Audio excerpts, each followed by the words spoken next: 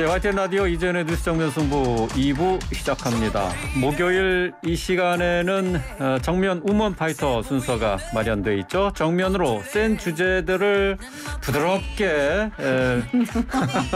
해설을 해주실 두 분의 여성 정치인들과 얘기 나눠보는 순서입니다. 우먼 파이터 두 분 소개하겠습니다. 최민희 더불어민주당 전 의원, 이현주 국민의힘 전 의원 모셨습니다. 안녕하십니까? 안녕하세요. 네, 안녕하세요. 예. 이현주입니다. 예, 최민희 의원, 이현주 의원 두 분 함께하겠습니다. 자, 이번 주 뭐 주요 주제 가지고 이제 여러 가지 얘기를 나누겠습니다만은 먼저 이번 주 가장 시끄러웠던 주제 가운데 하나가 이제 입학 연령 하향권 아니었나 싶습니다. 자, 두 분 모두 엄마이시기도 하니까 뭐 이 주제가 뭐 누구보다 더 가슴에 와닿는 주제가 아니었나 싶은데요. 간단히 한마디씩 듣고 본격적인 주제로 넘어가 보도록 하겠습니다. 먼저 뭐 누가 먼저 말씀을 해주시겠어요? 네, 제가 여당이니까 제가 먼저 말씀드리겠습니다. 또 뭐 저 진짜 엄마로서요. 이 부분은 이렇게 그 아이의 정서 이런 것들을 잘 이해를 못하고 이렇게 불쑥 던진 것 같아요. 그래서 이게 여당이지만 참 편들기가 힘들다. 아마 이 부분은 여야를 막론하고 우리 지지층들을 뭉치게 만든 참 유감스러운 이슈다. 그런 생각이 들고요. 이게 만 5세면 용변 문제, 또 돌봄 문제, 또 이런 것들이 다 엮여 있습니다.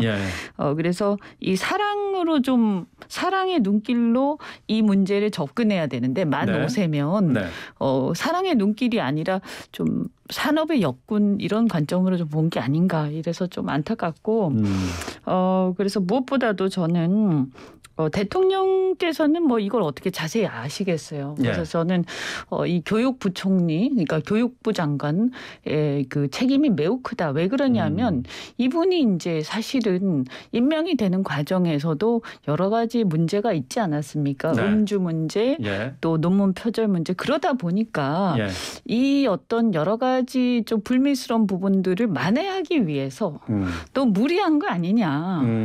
그래서 이거 만회를 하려고 무리하게 좀 의욕적으로 좀 급하게 던지다 보니까 제대로 이것을 점검하지 않고 던진 것 같다. 이게 조금만 의견 수렴을 했으면 대다수의 그 나이또래 엄마들, 아빠들이 반대한다는 걸 알았을 텐데요. 그래서 저는 결과적으로 대통령실도 문제다. 이것을 체크하지 못한 거. 그래서 대통령의 어떤 국정에 대한 신뢰도를 매우 떨어뜨렸어요. 이 건으로 인해서. 그래서 여기에 대해서 책임을 장관이 져야 하고요. 사실 대통령이 이 국민들한테 상당히 비난을 받으면서도 감싸줬잖아요.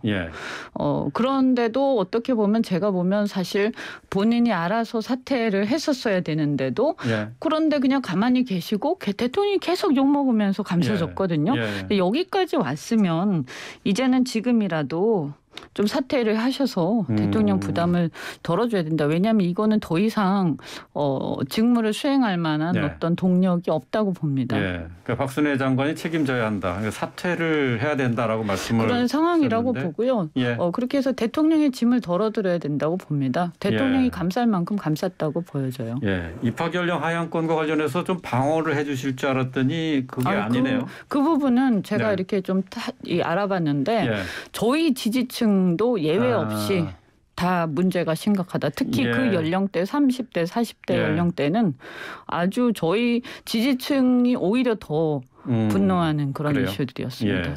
최민희 의원께서는 뭐 추가로 더 하실 말씀이 없으실 것 같은데요. 이 사안이 그러니까 지금 지지율은 떨어지고 민생고에 대한 뭐 비난은 높고 지금 쉽지 않은 상황입니다. 쉽지 않은 상황인데 이럴 때 뭔가 쌈박한 의제를 던져서 일거에 대통령에 대한 인식과 뭐 이런 걸 바꿀 수 있지 않을까 하는 생각을 누군가 할 수 있을 것 같아요. 그리고 혹시 교육부총리께서 이 만 5살 그 초등학교 입학권을 그렇게 좀 쌈박한 의제로 제한하고 싶으셨을 것도 같아요. 네. 예. 그런데 그런 일종의 만약에 콘틴전시 플랜이라고 한다면 그렇게 쓸 수 있는 게 있고 쓸 수 없는 게 있어요. 이건 절대로 쓸 수 없는 거예요. 왜냐? 만 5살 아이 입학, 즉 초등학교 아이 입학 연령은 아마도 아이를 키운 부모가 그 아이가 고나이가 되면 다 한 번쯤 고민해보고 심사숙고하다가 네. 포기한 것일 거라고요. 네. 일찍 보낼 수 있지만 일찍 우리 애가 과연 만 5살에 보내서 네. 조금 일찍 코스를 밟고 우리 애가 재수할 수도 있고 하니 조금 더 좀 빨리 뭔가 해보면 좋지 않을까라는 생각을 많은 엄마들이 한다는 거예요. 네. 예. 그러나 아이 상태를 보고 또 돌아보고 포기하고 그리고 그때 보낼 걸 그랬나 후회하기도 하고. 이게 무슨 얘기냐면 이 땅의 부모님들은 만 5세 입학, 만 6세 입학, 심지어 만 7세 입학하는 게 좋지 않을까에 대하여 네. 너무나 깊이 고민해 온 문제라는 겁니다. 이미 네, 학부모들이 그렇게 고민을 해왔던 학부모들은 문제다. 깊이 고민해 온 문제를 네. 정부 당국자가 예. 그리고 대통령께서 너무 쉽게 만 5세 초등 입학 이거 진행해 보자. 네. 신속히 추진하라. 예. 이렇게 한 데서 문제가 발생한 겁니다. 그리고 그 반대 논리는 뭐 논문도 너무 많이 나와 있고요. 네.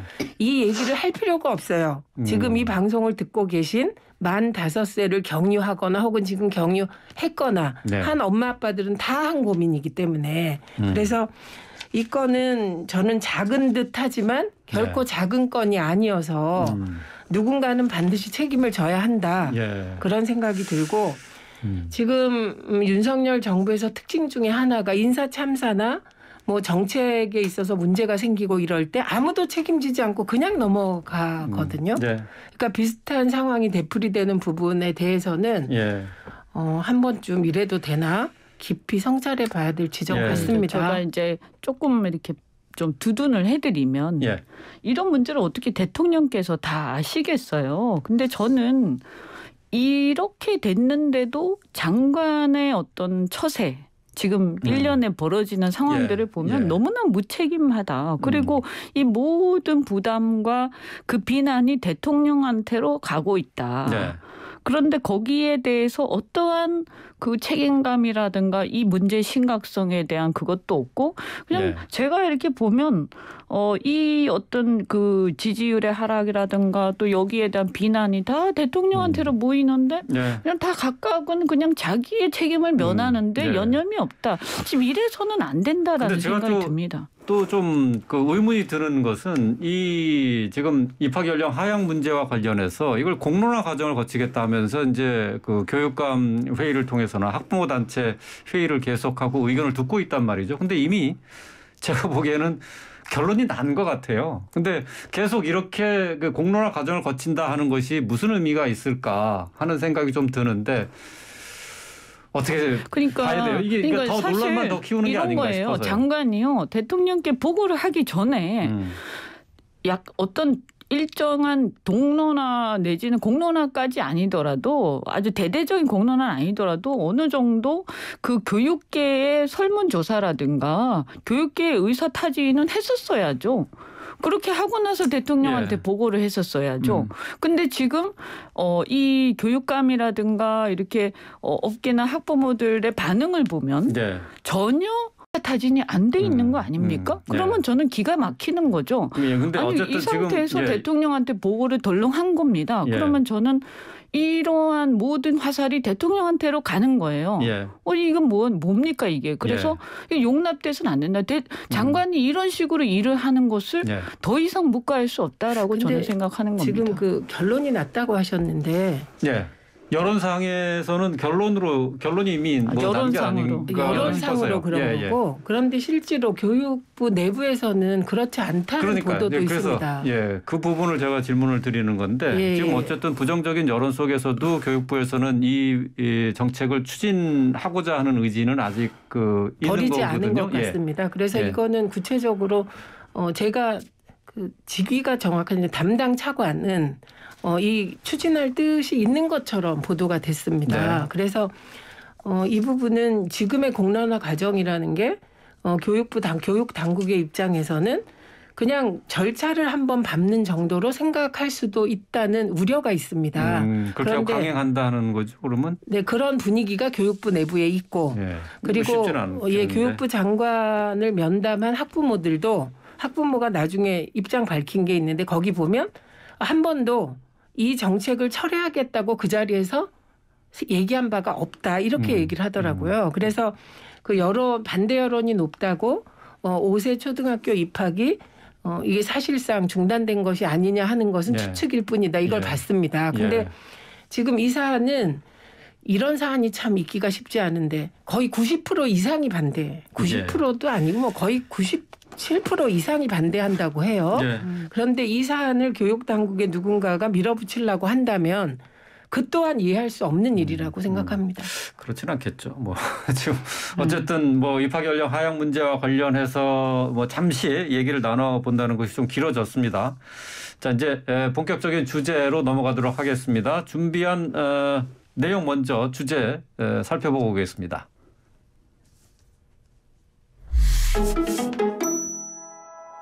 국민의힘 내일 열릴 상임전국위에서 비대위 전환과 당원 개정 여부를 논의할 예정입니다. 이준석 대표, 윤 대통령의 과거 발언을 비판했죠. 네, 윤석열 대통령은 지난달 전 정권에 지명된 장관 중에 그렇게 훌륭한 사람 봤느냐 이렇게 인사 논란에 대한 입장을 밝힌 바 있는데요. 이 발언을 끌어와 이준석 대표는 나와서는 안 되는 발언이었다고 날을 세웠습니다. 네. 자, 국민의힘과 관련된 얘기 나눠보도록 하겠습니다. 내일 상임전국위원회가 열리고요. 다음 주 화요일 9일에는 전국위가 열릴 예정입니다.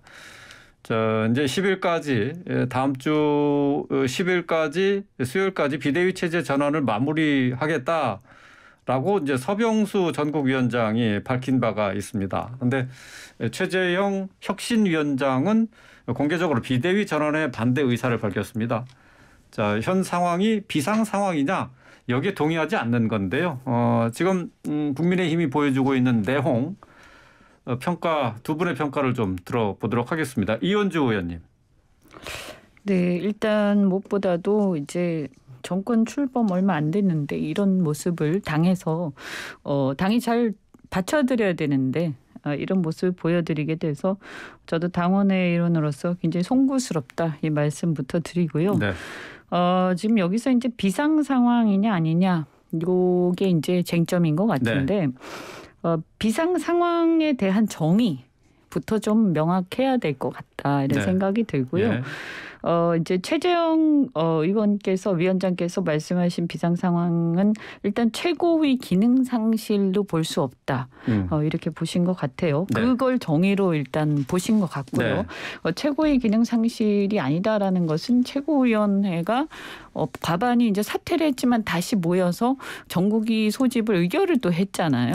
그러니까 이거는 인위적으로 사퇴한 것이기 때문에 그것은 기능 상실이 해당된다고 보긴 좀 어렵지 않느냐. 그러니까 의도적으로 비상 상황을 만들었다 이렇게 보이는 거죠. 그렇죠. 의도적으로 만들어진 비상 상황을 비상 상황으로 해석할 수는 없지 않느냐 이런 거고요. 뭐 어쨌든 최재형 위원장께서는 사실 상당히 이제 경륜 있는 또 법관이시고 그러시기 때문에 저는 그 해석 상당히 존중하고 그렇게 해석될 여지가 있다. 그런데 지금 보면 다만 이제 비대위 전환 여부를 이제 전국위원회에서 유권 해석을 또 할 거 아니겠습니까? 그렇죠. 그렇게 됐을 때도 이것이 이제 정치적 의사로서 해석할 여지는 또 있어요. 근데 문제는 뭐냐 하면 다른 걸 다 떠나서 비대위를 전환하는 거 비상 상황이냐 아니냐 이건 이제 일반인들이 보면 비상 상황이라고 볼 수도 있는 거예요. 뭐냐면 당이 지금 엉망이 돼 있으니까 그게 비상 떨어지고. 상황이 아니면 뭐냐 이렇게 그냥 간단하게 보면 이제 법적으로 막 이런 거 해석하는 걸 떠나서요. 근데 문제는 이제 핵심은 이거예요. 사실 비상 상황이 아니냐 이런 것보다도 핵심은 어디에 있냐면 이게 조기 전대를 하냐 안 하냐 있는 거예요. 그렇죠. 그러니까 조기 전대를 안 하게 되면 사실은 어차피 이준석 당 대표가 예. 기소 여부가 판가름이 나게 되면 기소가 되게 되면 어차피 거기서 끝나는 것이고 네. 불기소가 되게 되면 복귀를 하는 것이니까 그렇죠. 문제가 없어요. 예. 근데 조기 전대를 해버리면 기소 여부가 판가름 나기 전에 조기 전대를 해서 새로운 당대표를 뽑아버리면 만약에 기소가 안 되고 복귀하게 되면 당대표가 그러니까 하늘 아래 태양이 두 명인 상황이 벌어지는 네. 거예요. 그때 예. 그러면 새로운 당대표의 정통성 문제가 벌어지기 때문에 이때 어떡하느냐라는 그 말씀이에요. 사실은요. 결국은 뭐 이준석 대표를 쫓아내기 위한 과정이다라고밖에 해석이 안 그렇게 된다는 이제 거죠. 얘기들을 예. 하는 것이고 그래서 이제 혹자는 사실상 비대위가 전환되면 이준석 대표를 해임하는 것이다. 이렇게 하는 거죠. 네. 그러면 이제 해임한다라고 하면 그럼 전국위원회가 전당대회에서 당원들이 뽑은 당대표를 어떻게 일부 당원들이 모인 전국위원회가 해임할 권한이 있느냐. 이것이 민주적 기본 질서에 반하는 것 아니냐라는 네. 문제 제기가 가능한 거죠. 사실은 저도 그 부분에 대해서는 예. 사실 확신이 안 듭니다. 그래서 예. 여기가 상당히 혼란스럽고 예. 이 부분 나중에 이 부분이 정리가 안 될 수 있기 때문에 저는 비대위로 가더라도 예. 그러니까 그 수사 결과가 나올 때까지는 조기 전대를 좀 기다리는 게 좀 안전하지 않겠는가. 예, 예. 네, 이런 이현주 생각이 의원께서는 지금 당내 상황이기 때문에 좀 뭐 많이 착잡해서 말이 좀 많이 길어지셨는데 최민희 의원께서는 좀 짧게 한 2분 정도로 지금 현재 상황 어떻게 정리하고 계신지 말씀을 좀 들어볼게요. 근데 지금 정치권의 문제가 네. 모든 걸 법적으로 해석하려고 하는 부분이 있다는 겁니다. 지금 이제 말씀도 들어보면 저 비상 상황이라는 의미를 법적으로 해석했을 때 비상 상황이냐 아니냐라고 들려요. 네. 예, 이게 지나치게 법조인이 많아서 중심이 돼서 그런 건지 어쨌든 이 정치의 사법화 경향의 한 단면이 아닌가 싶고요. 네. 객관적으로 보면 여당은 비상으로 보입니다. 한 발 떨어져서 보면. 그렇죠. 예. 왜냐하면 대선 지선 끝나고 승리한 이후에 여당을 생각하면 가장 먼저 떠오르는 게 이준석 대표와 윤핵관의 갈등.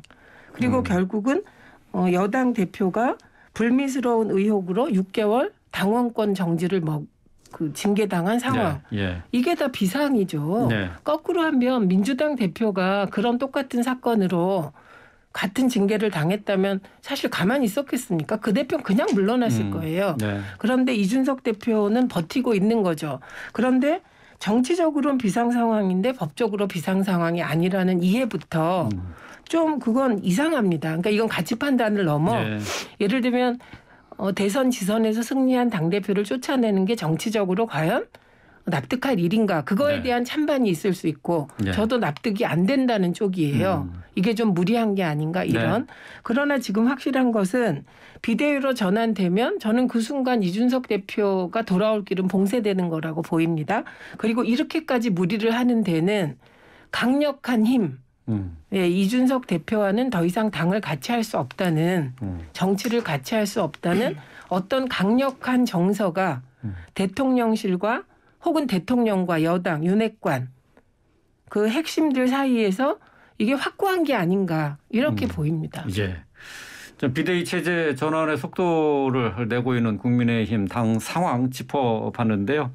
여기서 잠시 쉬었다가 잠시 뒤에 3부에 관련된 내용 좀 더 얘기를 해보고요. 낸시 펠로시 미 하원 의장 방한한 내용과 함께 살펴보도록 하겠습니다. 예, 이재현의 뉴스 정면 승부 3부 이어갑니다. 정치권 주요 이슈들에 대해서 날카롭게 공격과 방어를 해주실 두 분과 함께하고 있는데요. 이현주 국민의힘 전 의원, 최민희 더불어민주당 전 의원과 함께하고 있습니다. 공격과 방어라고 얘기했지만 오늘은 뭐 좀 방향이 똑같아져 가지고요. 주로 공격을 하고 계시네요.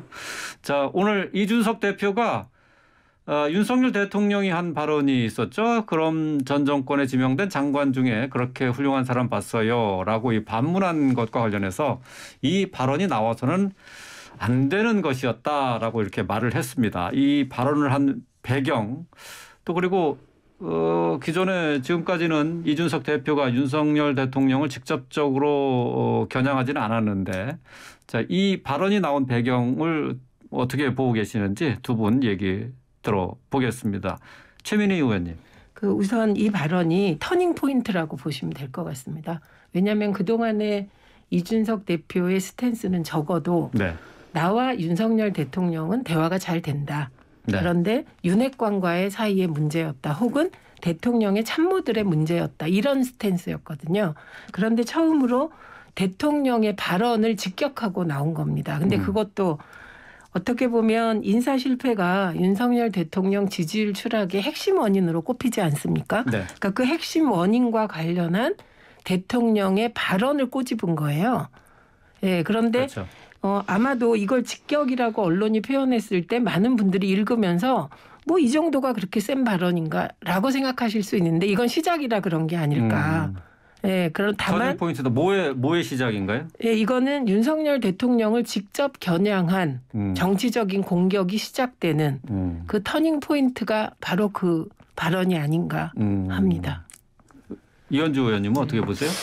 그러니까 아마 지금까지 이준석 대표는 윤핵관들은 자기를 배척하려고 그랬지만 대통령은 그래도 자신에 대한 어떤 그 어떤 애정 이런 게 좀 남아 있을 거다라고 신뢰가 좀 남아 있었던 것 같아요. 예. 그런데 이번에 전국위원회에서 사실상 해임, 그래 이런 상황을 이제 본인이 직면을 하다 보니까.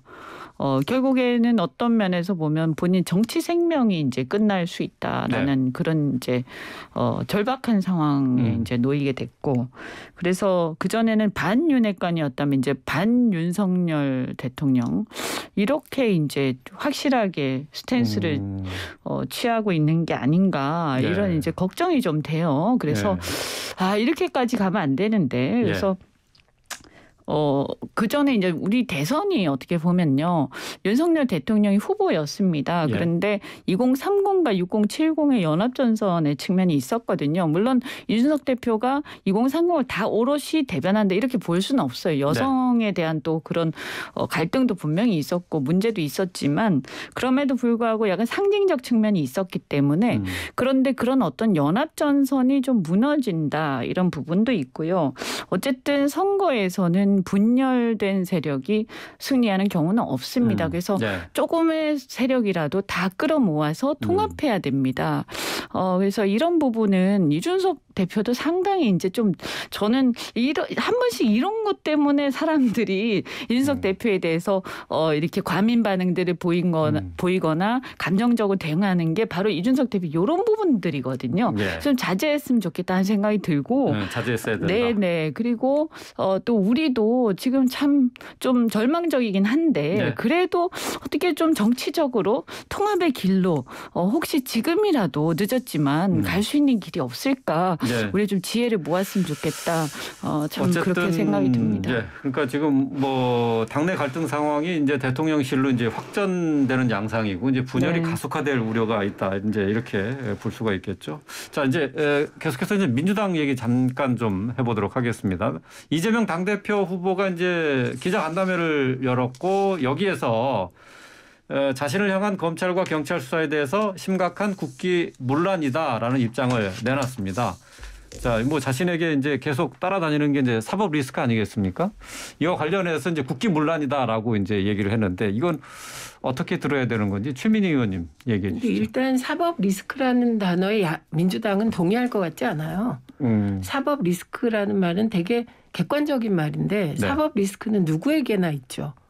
대선 기간 중에 여야가 서로 고소고발한 사건이 굉장히 많습니다. 그런데 이제 이재명 의원에게 지목이 돼 있는 향한 이제 수사들이 계속 진행 중이잖아요. 그러니까 그것을 민주당에서는 정적에 대한 정치보복 수사라고 보는 게 타당할 거고 저도 그런 시각입니다. 정치보복 수사다. 네네. 왜냐하면 만약에 이 사법적인 리스크라는 게 수사가 여야 공평하게 이루어지면 그런 생각을 하지 않을 텐데 예를 들면 대통령 배우자에 대한 그 문제의 논문들에 대해서 국민대가 내놓은 해석이라든지 그리고 뭐 사실 여러 가지 사법 리스크가 있지 않았습니까? 예. 그 본부장 리스크도 예, 있었고 그것이 해결되는 과정을 보면 거의 다 수사를 제대로 안 하고 있다는 인상을 타받고 있거든요. 네.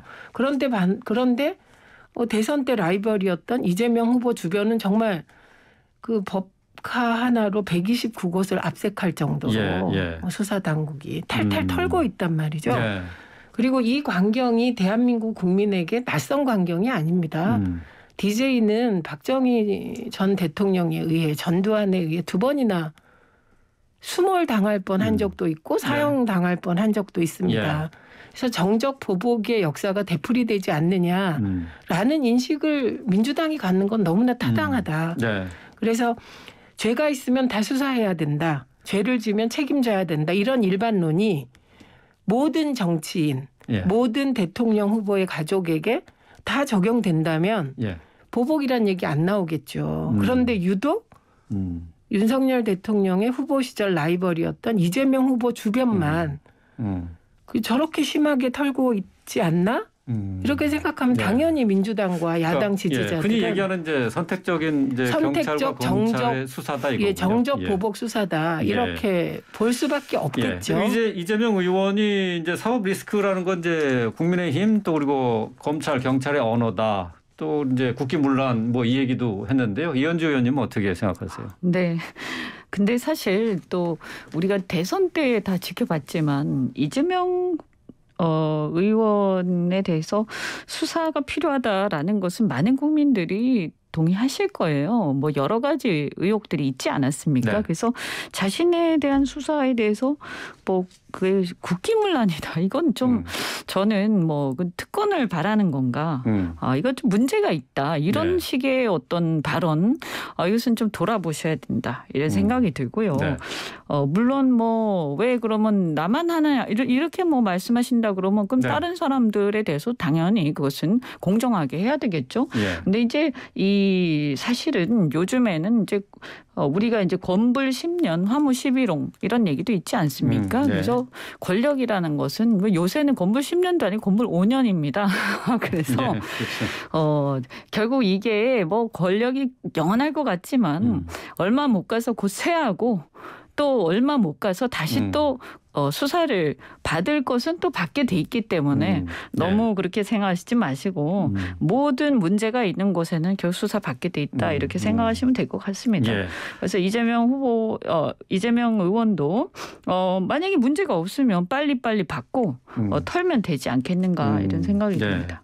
뭐 선택적인 뭐 검찰과 경찰의 이제 수사인데 그걸 지적하셨고 이제 정치 보복 아니냐 이제 지적하셨는데 이현주 의원님은 공정한 수사로 뭐 그런 것은 그런 의혹과 그런 지적은 피해 나갈 수 있다. 이제 이렇게 얘기를 하셨네요. 혹시 추가로 말씀하실 부분이 있으면은 간단히 좀 덧붙여 주시죠. 공정하지 않다고 보는 거죠. 공정하지 않다. 그리고 대통령께서 검찰총장 출신이고 그리고 대통령 비서실의 핵심들이 다 검사 출신이고 법무부 장관도 대통령 뭐 거의 가장 가까운 검사가 임명되어 있고 또 경찰도 대통령과 동문이면서 가까운 분으로 임명되어 있는 이 상황에서 유독 야당 대표에 출마한 이재명 후보에 대한 수사를 야당 대표 선거가 진행되는 바로 그 시기 8월 28일이 민주당 당대표 선거일이거든요. 그런데 그걸 8월 중순 그 언저리에 수사 결과를 발표하겠다. 이런 모든 것이 야당이 이런 상황을 두고 이거 공정한 수사입니다 하면 그 야당은 야당이 아닌 것이죠. 그래서 저는 늘 시와 때가 장소가 있는 것이잖아요. 이 부분은 너무 의도가 명백해 보인다. 야당 입장에선. 그렇게 말씀드릴 수밖에 없을 것 같습니다. 오히려 그래서 사실은 이게 자칫 너무 수사 열심히 하면 정치적으로 이재명 의원 키워줄 수도 있는 거예요. 그래서 이게 참 애매합니다. 이게 네 정치적인 거하고 또 사업적인 게 조금 다르거든요. 그렇죠. 네, 수사 그래서, 결과가 어떻게 나오느냐에 따라서 그래서 이제 사실은 또 뭐 평가가 달라질 국민들의 수 있죠. 평가가 또 중요한 거니까 그렇죠. 네, 국민을 믿으시면 될 것 같습니다. 예, 알겠습니다. 이 부분 여기까지 하도록 하고요. 다음 주제 또 어떤 내용이 준비되어 있는지 듣고 시작하겠습니다. 자, 미 하원 의장이 우리나라를 방문한 건 20년 만인데 어떤 얘기를 나누는지 다시 한번 전해주시죠. 네, 낸시 펠로시 미 하원의장은 오전 11시 50분쯤 국회 본청에 도착했는데 김진표 국회의장이 문 앞까지 마중 나가서 펠로시 의장을 맞이했습니다. 이후 11시 55분쯤 국회 접견실로 이동해서 양자회동을 했는데요. 회동을 마친 뒤 양국 의장은 공동 언론 발표를 통해서 북한의 위협 수위가 높아지는 엄중한 상황에 우려를 표하며 비핵화를 지원해 나가기로 했습니다. 네.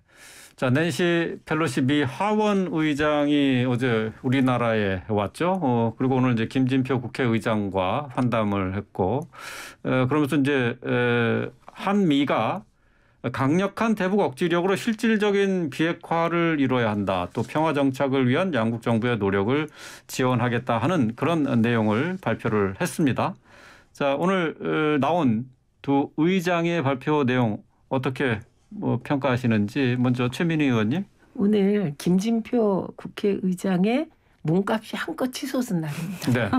왜냐하면 낸시 펠로시가 사실은 미국 서열 3위라고는 하지만 2위가 부통령이니까 사실상 2인자거든요. 네, 그렇죠. 예. 그러니까 거물이 한국에 온 겁니다.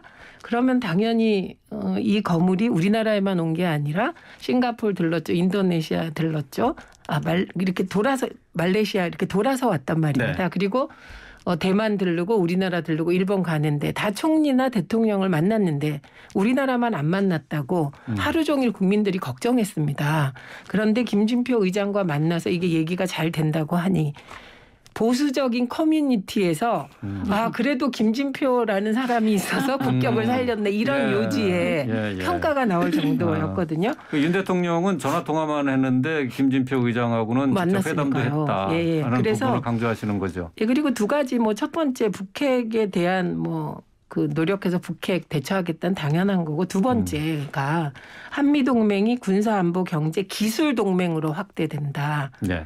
그리고 포괄적 글로벌 동맹으로 나아가겠다. 이 부분은 이미 윤석열 대통령과 바이든 대통령 간에 합의된 그 내용을 다시 한번 얘기를 했습니다. 그래서 요거까지 들어가면서 오늘은 하여간 김진표 의장의 주가가 한껏 올라갔다. 저는 이 말씀으로 대신하겠습니다.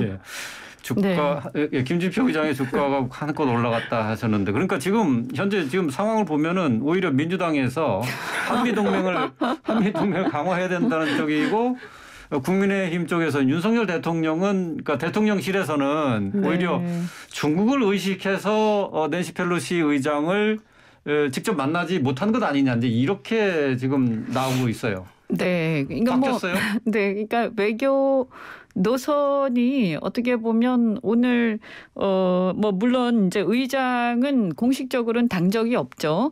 그렇지만 민주당 출신이시니까 오늘부로 어떻게 보면 외교 노선이 여야가 좀 비슷해졌다. 이런 생각도 좀 들고요. 오늘 그 회담에서 합의한 내용을 보면 지난번에 그 윤석열 대통령께서 합의한 바이든 대통령하고 합의한 내용하고 비슷하지 않습니까? 그래서 좀 다행이다 이렇게 생각하고요. 사실은 만약에 윤석열 대통령께서 낸시 펠로시 의장을 만나서 이런 합의를 하고 사진을 찍고 막 크게 했으면요. 아마 야당에서 아니 저 낸시 펠로시가 굉장히 강성의 발언들을 했었고 대만을 갔다가 또 이렇게 오면서 지금 중국에서 여러 가지 지금 이 어떤 그 압박 이런 것들이 있고 지금 군사적인 행동 하고 있죠. 하고 있지 않습니까? 그런데 어떻게 지금 우리나라 대통령이 그런 경솔한 할 수 있느냐 이렇게 아마 비판하는 목소리 있었을걸요. 그래서 결과적으로 뭐 이것을 의도한 건 아니지만 참 무난하게 된 것 같다 이런 이제 약간 농담 섞인 약간 아전 인수신 게 아전 인수요? 이런 겁니다. 지금 그 대만을 놓고 반도체 치퍼 동맹을 놓고 미국과 중국이 소위 첨예하게 지금 갈등하고 있고 그 사이에 대한민국이 있는데 사실은 대만이나 일본은 스탠스를 확실하게 정해서 치퍼 동맹 실무회의에 참석 의사를 이렇게 밝혔다는 거 아닙니까? 근데 우리나라는 아직 안 밝힌 상태고 그래서 이럴 때 정말 섬세하게 외교를 잘하면 균형 외교를 할 수 있는 거고 이게 만약에 균형 외교라고 생각했는데 그게 조금만 양쪽과 안 맞으면 양쪽으로 미움받는 그런 상황인데 오늘 하루 종일 국민들께서 걱정하신 건 그렇다고 이렇게까지 해야 되나? 또 그 우상호 위원장이 얘기한 거는 이게 서포트 해준 거죠. 꼭 지금 낸시 펠로시 의장 안 만나도 된다. 이해할 수 있는 일이다. 이렇게 우상호 위원장이 얘기를 했잖아요. 그러니까 그거는 도와주기 위해서 한 거고 그런 태도는 정말 초당적 대처를 하겠다는 좋은 자세라고 생각합니다. 그런데 과연 정부가 보여준 예를 들면 처음에는 만난다고 만날 계획 없다고 했다가 조율 중이라고 했다가 다시 만날 계획 없다고 했다가 전화 통화를 하기로 했다고 하는 이 과정까지 그 과정은 좀 뭔가 그 과정까지도 너무 아전 인수할 수는 없을 것 같습니다. 과정은 좀 저는 매끄럽지 못했던 것 같고요. 좀 뭔가 이렇게 초연하게 좀 했으면 좋겠고 설사 내부적으로는 약간 그런 게 있다 하더라도 그리고 저는 뭐 민주당에서 상당히 잘 받쳐주셨다. 그리고 어쨌든 겉으로는 뭐 휴가 때문에 못 만나신 거지 안 만나신 건 아니니까. 그리고 결과적으로 국회의장께서 굉장히 잘 하시지 않았습니까? 그래서 저는 굉장히 감사하게 생각합니다.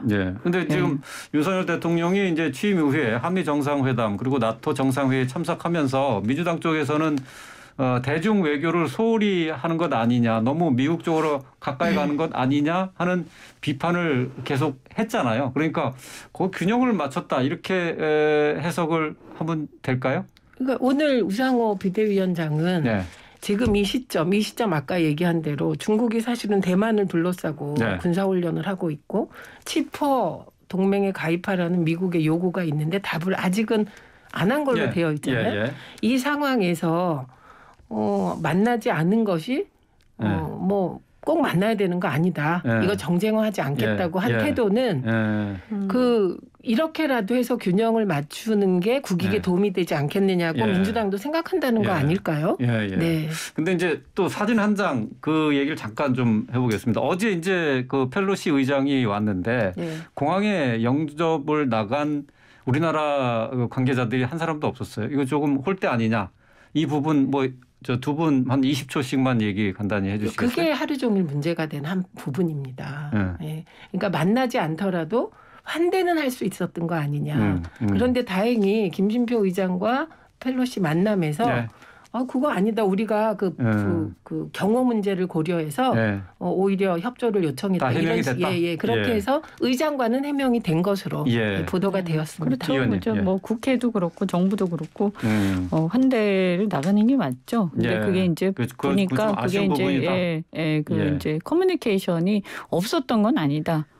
약간의 이제 혼선이 좀, 그러니까 이 국민들이 그 과정을 모르셨던 것 같아요. 알겠습니다. 오늘 말씀 여기까지 듣도록 하겠습니다. 정면 우먼 파이터 최민희 더불어민주당 전 의원, 이현주 국민의힘 전 의원과 함께했습니다. 고맙습니다. 고맙습니다.